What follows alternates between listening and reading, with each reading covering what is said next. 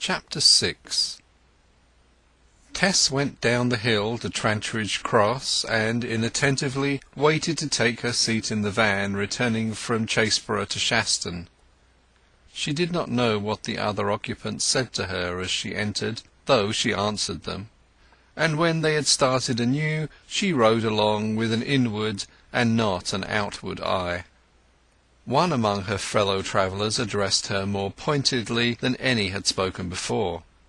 "Why, you be quite a posy, and such roses in early June!" Then she became aware of the spectacle she presented to their surprised vision. Roses at her breast, roses in her hat, roses and strawberries in her basket to the brim. She blushed, and said confusedly that the flowers had been given to her. When the passengers were not looking, she stealthily removed the more prominent blooms from her hat and placed them in the basket, where she covered them with her handkerchief. Then she fell to reflecting again, and in looking downwards a thorn of the rose remaining in her breast accidentally pricked her chin.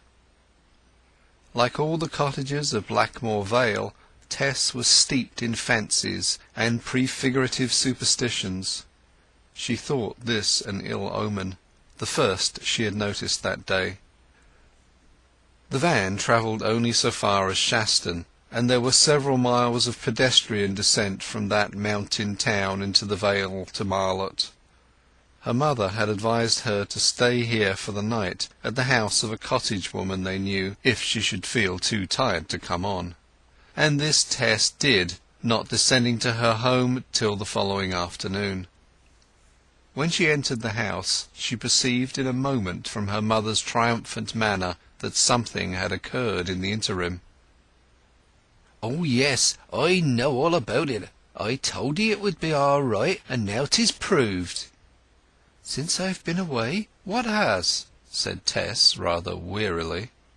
Her mother surveyed the girl up and down with arch approval, and went on banteringly, "So you've brought them round?" "How do you know, mother?" "I've had a letter." Tess then remembered that there would have been time for this. "They say, Mrs. d'Urberville says, that she wants you to look after a little fowl farm which is her hobby. But this is only her artful way of getting thee there without raising your hopes. She's going to own thee as kin, that's the meaning on't." "But I didn't see her." "You seed somebody, I suppose?" "I saw her son." "And did he own 'ee?" "Well, he called me Coz." "And I knew it! Jacky called her Coz!" cried Joan to her husband. "Well, he spoke to his mother, of course, and she do want 'ee there." "But I don't know that I am apt at tending fowls," said the dubious Tess. "Then I don't know who is apt. You've been born in the business and brought up in it. They that be born in a business always know more about it than any prentice. Besides, that's only just a show of something for you to do, that you midn't feel beholden." "I don't altogether think I ought to go," said Tess thoughtfully. "Who wrote the letter? Would you let me look at it?" "Mrs. d'Urberville wrote it. Here it is." The letter was in the third person, and briefly informed Mrs. Durbeyfield that her daughter's services would be useful to that lady in the management of her poultry farm, that a comfortable room would be provided for her if she could come, and that the wages would be on a liberal scale if they liked her. "Oh, that's all?" said Tess. "You couldn't expect her to throw her arms round 'ee and kiss and call 'ee all at once." Tess looked out of the window. "I would rather stay here with father and you," she said. "But why?" "I'd rather not tell you why, mother.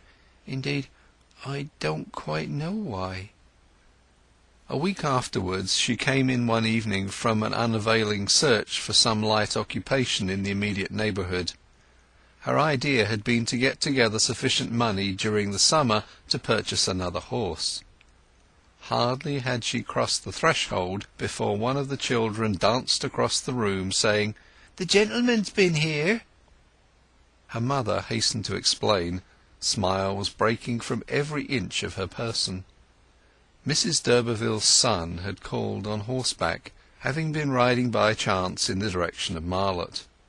He had wished to know finally, in the name of his mother, if Tess could really come to manage the old lady's fowl farm or not, the lad who hitherto superintended the birds having proved untrustworthy. "Mr d'Urberville says you must be a good girl, if you are at all as you appear. He knows you must be worth your weight in gold. He is very much interested in 'ee, truth to tell."